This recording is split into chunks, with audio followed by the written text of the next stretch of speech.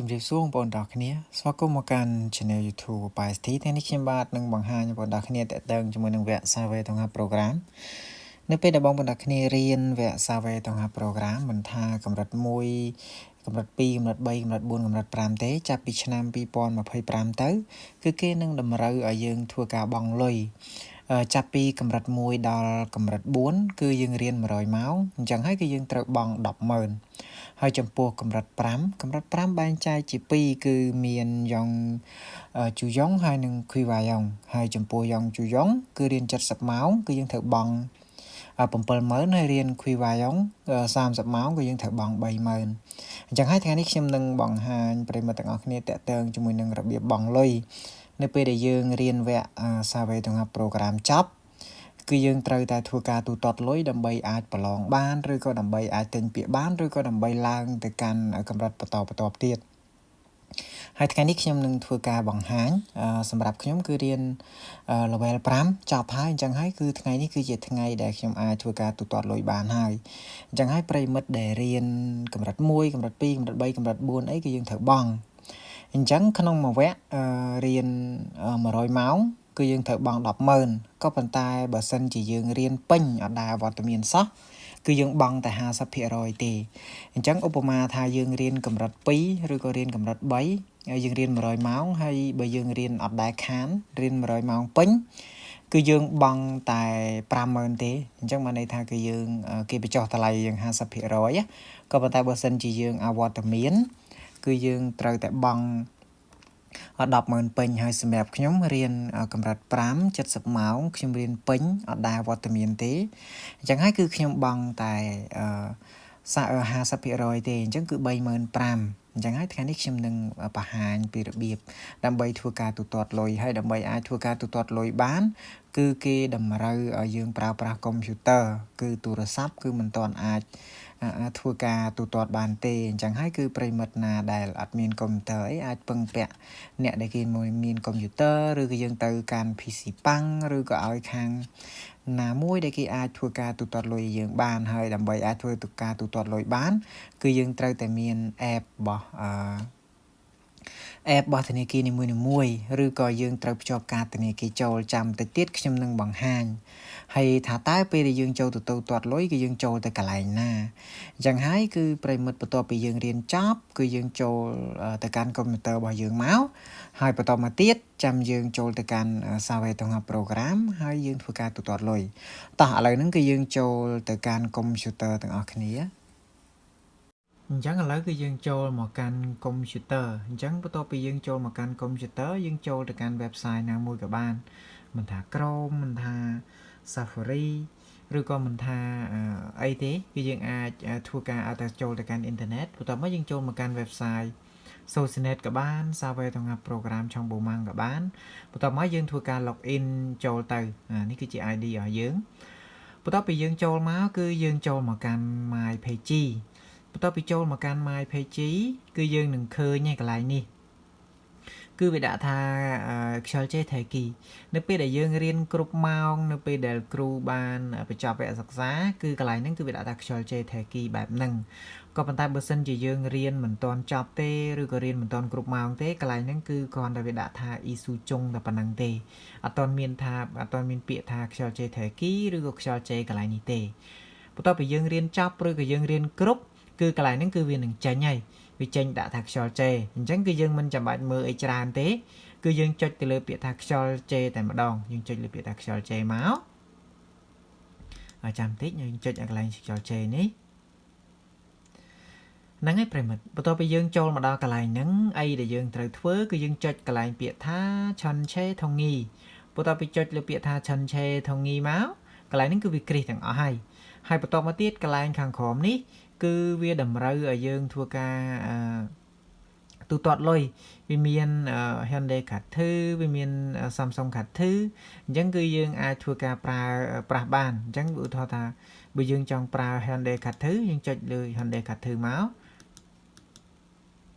យើងចុចកន្លែងហ្នឹងហើយបន្តមកគឺវានឹងធ្វើការចូលទៅទូទាត់ក៏ប៉ុន្តែសម្រាប់ខ្ញុំគឺខ្ញុំប្រើ Cookmin Cut Thử Cookmin Cut Thử app វាដែលប្រើគឺមាន app KB Pay អញ្ចឹងហើយចំពោះអ្នកដែលប្រើ Sinhan Cut Thử គឺ app វាឈ្មោះថា Sinhan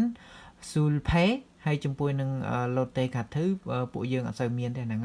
ហើយចំពោះ Hana Pay គឺវាមាន app វាដែរគឺវាមានពាក្យ Hana Pay ហើយនឹង One Pay នេះវាមានពីរប្រភេទហ្នឹងបើសិនជាយើងមាន app មួយណាគឺយើងប្រើ app មួយហ្នឹងទៅហើយចំពោះ Uri វាមាន app Uri Cut Thử និង Yop Cut Thử វាមាន app ផ្សេងគ្នាទៅតាមធនាគារនីមួយៗអញ្ចឹងហើយប្រិមិត្តដែលប្រើប្រាស់ធនាគារមួយណាគឺយើងធ្វើការជ្រើសតាមហ្នឹងមកហើយចំពោះ IBK ខ្ញុំអត់ច្បាស់ថាមួយណាដែរខ្ញុំគិតថាប្រហែលជា City Cut Thử នេះហើយប្រហែលបើសិនជារើសអាហ្នឹងអត់បានទេគឺប្រិមិត្តចុចលើពាក្យថា QA Cut Thử នេះគឺវាកាត់ធ្វើបានន័យថាកាត់ផ្សេងអញ្ចឹងគឺប្រិយមិត្តអាចធ្វើការជ្រើសអាហ្នឹងបានឥឡូវសម្រាប់ខ្ញុំគឺខ្ញុំប្រើធនាគារ Cookmin ក៏ប៉ុន្តែមុននឹងចូលធ្វើការទូទាត់លុយគឺខ្ញុំសូមបង្ហាញកន្លែងនេះបន្តិចប្រិមិត្តឃើញអត់កន្លែងនេះគឺវាមានដាក់ចំនួនលុយស្រាប់គឺវាមានដាក់ចំនួនលុយស្រាប់នៅកន្លែងហ្នឹងតែម្ដងអញ្ចឹងហើយកន្លែងនេះគឺបើសិនជាយើងត្រូវទូទាត់លុយ 100000 គឺវានឹងដាក់ 100000 បើសិនជាយើងត្រូវទូទាត់ 35000 គឺវានឹងដាក់ 35000 ហើយបើសិនជាយើងត្រូវទូទាត់50000អីចឹងទៅគឺវាដាក់ចំនួននៅកន្លែងហ្នឹងហើយប្រិមិត្តមិនបាច់ចាំខ្វល់ថាខ្ញុំត្រូវដាក់លុយប្រមាណគឺមិនចាំបាច់ខ្វល់ទេគឺវានឹងចេញចំនួនលុយស្រាប់នៅកន្លែងហ្នឹងឥឡូវហ្នឹងគឺដើម្បីអាចធ្វើការទូទាត់បានដូចខ្ញុំអញ្ចឹងខ្ញុំប្រើ Cookmin ខ្ញុំចុចយក Cookmin Cut Thử ហើយបន្តមកយើងចុចលើពាក្យថាថើមខាងក្រោមនៅពេលដែលចុចថើមខាងក្រោមវានឹងចេញមកបន្តទៀតហើយឥឡូវនេះគឺវាមានជំរើសចំពោះអ្នកដែលប្រើ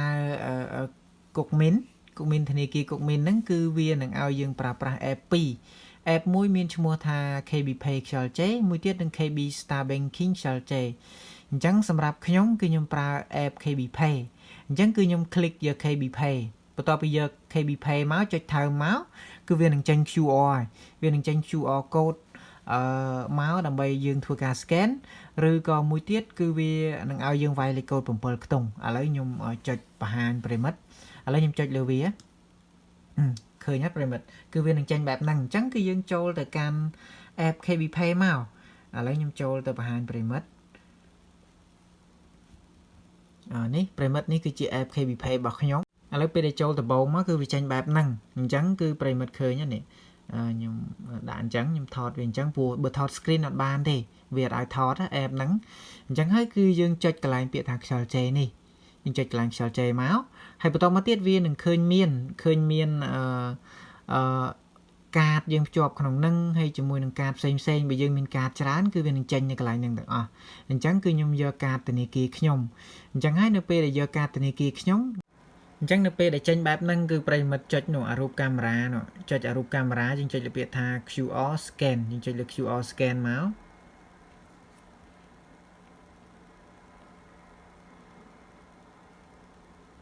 នេះប្រិមិត្តឃើញទេនេះគឺអញ្ចឹងគឺវានឹង scan ចេញ 70000 អញ្ចឹងហើយយើងចុចលើពាក្យថាខ្យល់ជេហាគីឥឡូវខ្ញុំចុចខ្យល់ជេហាគីខាងក្រោម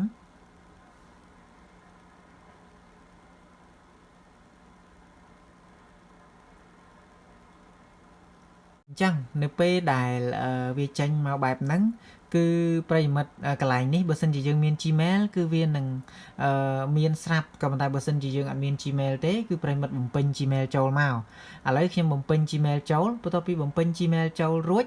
គឺយើងនឹងចុចលើពាក្យថាខ្យល់ជេគឺនឹងធ្វើការរួចរាល់ឥឡូវខ្ញុំបំពេញ Gmail សិនហើយបន្តមកចាំយើងចុចលើពាក្យថាខ្យល់ជេខាងក្រោមនេះគឺវាដាក់ថាឆុងសង់ឈូរីtheo Sumnida អញ្ចឹងយើងចុចលើពាក្យថា close មកនេះអូខេបន្ទាប់ពីយើងទូទាត់រួចលុយរួចកន្លែងនេះគឺវាដាក់ថាខ្យល់ជេបានញោអញ្ចឹងគឺបានន័យថាយើងធ្វើការទូទាត់លុយរួចរាល់ហើយ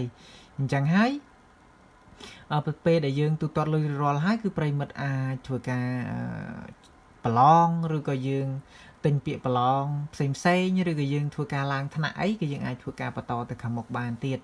អញ្ចឹងហើយប្រិមិត្តដែលរៀនគ្រប់ម៉ោងហើយត្រូវការទូទាត់លុយគឺយើងអាចធ្វើមើលវីដេអូនឹងបានរៀងពិបាកដែរប្រិមិត្តពិបាកត្រង់កន្លែងទូទាត់លុយព្រោះថាអ្នកខ្លះគាត់អត់មាន app របស់ធនាគារអញ្ចឹងអានឹងខ្ញុំក៏ដឹងថាមានជំរើសផ្សេងដែរបើសិនជាប្រិមិត្តដែលគាត់ ទូទាត់លុយអត់បានហើយចង់ឲ្យខ្ញុំទូទាត់លុយឲ្យអាចឆាតមក comment នៅខាងក្រោមហ្នឹងក៏បាន